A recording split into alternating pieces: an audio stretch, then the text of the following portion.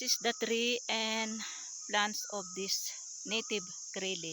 They call it here in village of Raulakot. As you can see the leaves, it's like bitter gourd.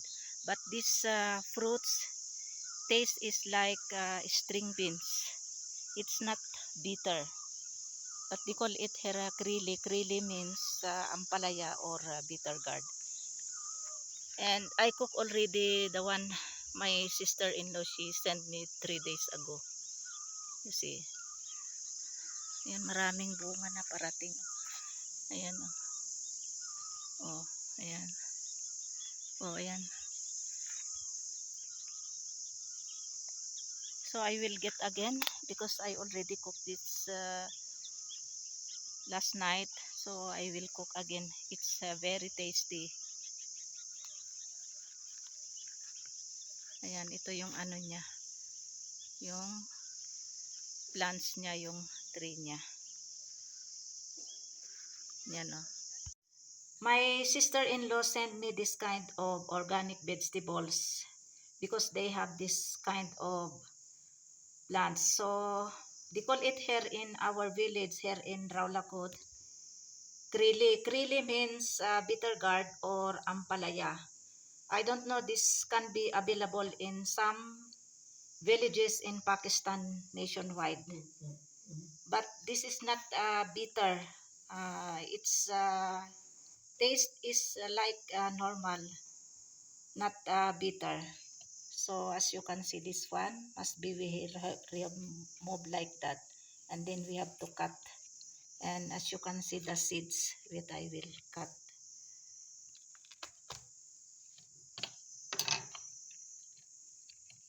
So these are seeds. Ito yung seeds niya. Ayan, seeds. Oh. It's like also ampalayas, bitter gourd, or Krili seeds, but color of seeds of bitter gourd is white. It's like this. So this one is black because this is already old. So I will cook this one. Ayan. We'll clean this one. So I make already half like this and remove the seeds. Yes, you can see the seeds. Shape is seeds. Shape is like also bitter gourd, but this is not bitter. It's normal. It's like so. This is the way how to clean this native organic vegetables. They call it here Krili. So like that, you can see this one. Because this like thorn, not unlike this bitter gourd, no need to remove. So like this, you see that still no seeds here. Some already old, as like this. We'll see this one. This one. Oh, still this is no good also. This no more seeds.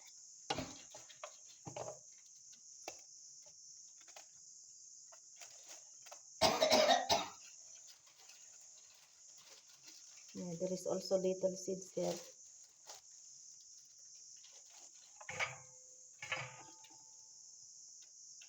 So this one.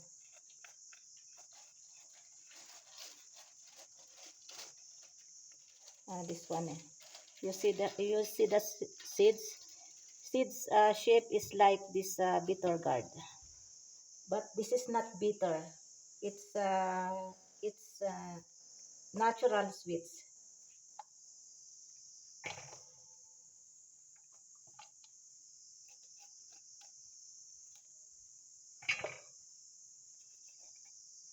Then like that only you have to cut like that when you cook.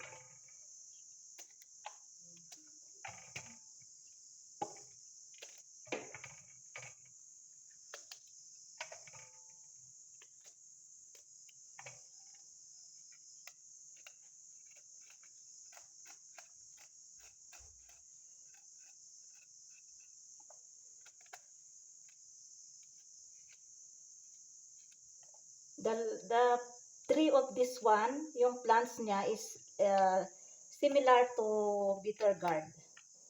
Leaves is like bitter gourd.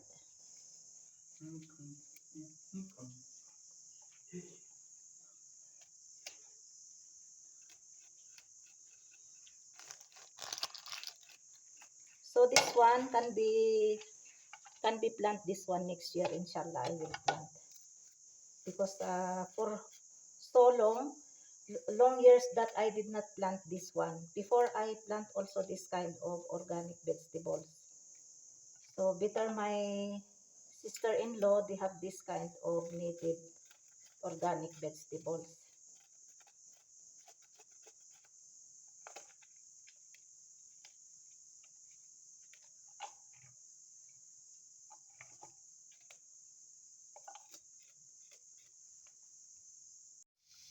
Let's start saute now.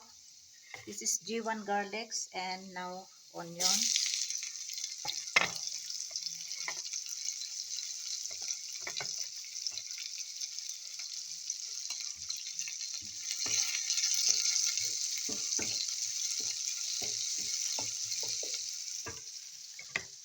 And this one,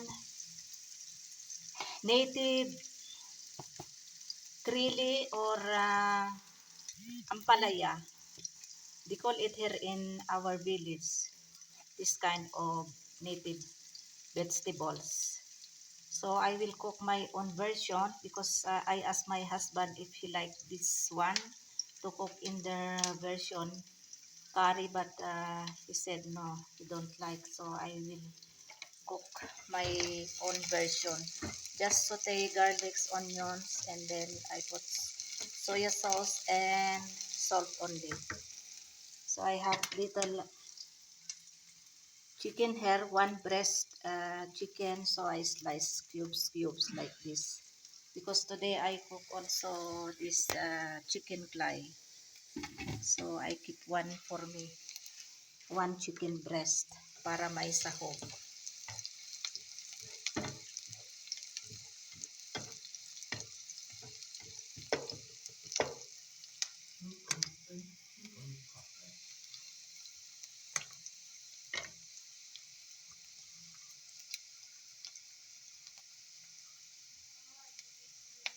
Now we'll put now also this chicken cubes.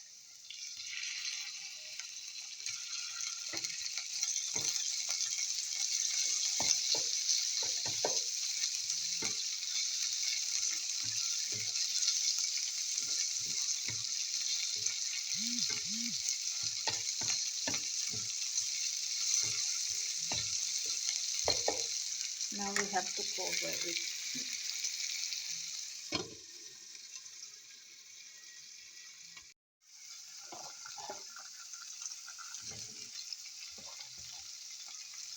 I already put this kind of vegetables. We call it here krili or ampalaya or bitter gourd, but this is not, taste is not bitter. Now we have to cover it. Then after few minutes, I have to put seasoning for soy sauce and salt.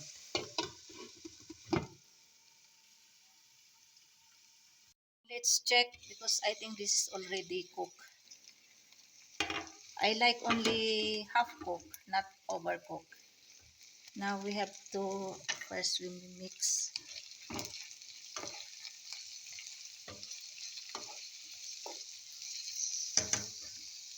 Now I have to put now soy sauce ng Pakistan. And then little bit salt. Ayan, konting asin lang. No magic sarap or bitsin.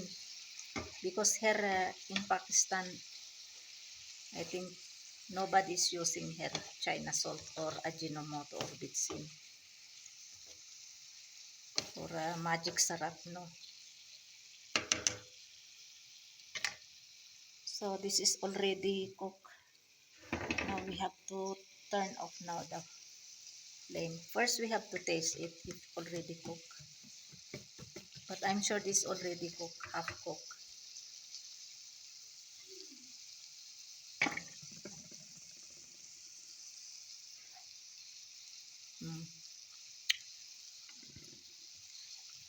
Sarap.